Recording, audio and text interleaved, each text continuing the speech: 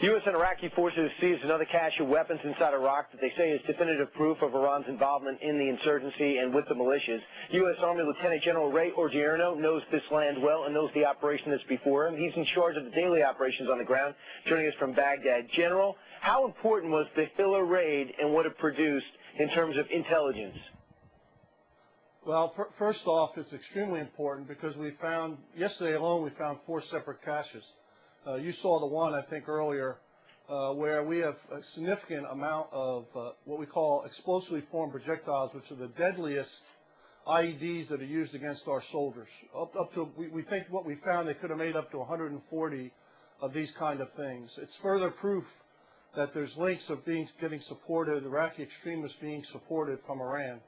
In addition to that, yesterday we found 3 other caches, one in Baghdad, which we think might have been a vehicle-borne IED factory, and 2 others in Fallujah and out of Baghdad, which contain a significant amount of IED-making material.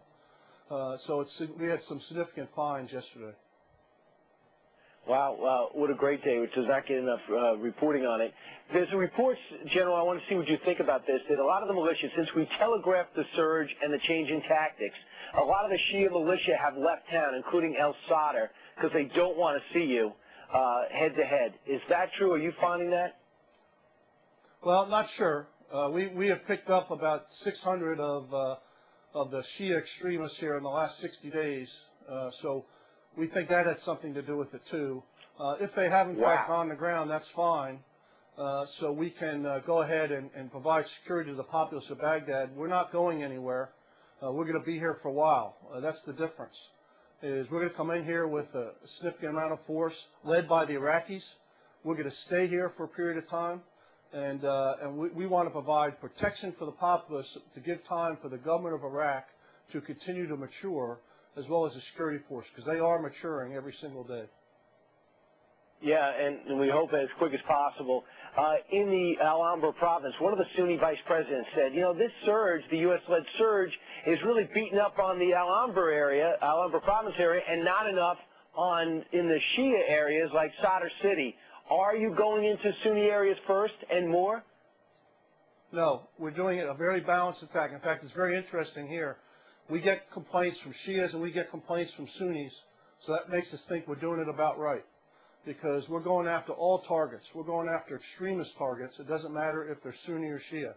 Some in Al-Anbar province, some south of Baghdad, and some inside of Baghdad. This is about, again, protecting the whole populace of Baghdad. And we'll go after anyone who is acting against the government of Iraq. It's really not Sunni or Shia. It's who's acting against the government of Iraq. Hey, General, Joe Lieberman points out in the Wall Street Journal today that everyone's focused on 21,500 troops. But the new plan that you and General Petraeus are making happen right now is much more than 21,000 more troops. Can you explain?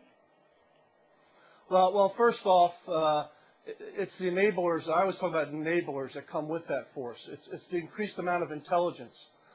It's the increased amount of aerial capability that comes with that. So it's all those other enablers that come with it. But it's also really, we have moved forward into the neighborhoods. We are establishing joint security stations, what we call combat outposts. And the reason we found these caches yesterday was because people, once we get out there every day with them, they come with us with lots of information. They really become familiar with us and become comfortable with us being there with the Iraqi security forces. They see us out there every single day, every morning, every night. We get to know the neighborhoods. We know who's good, who's bad.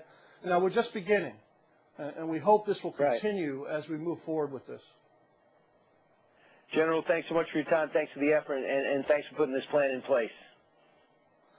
Thank you. It's always great talking to you, Brian. All right, General Odierno, right from Baghdad, taking a break out from the fighting to tell us what's happening.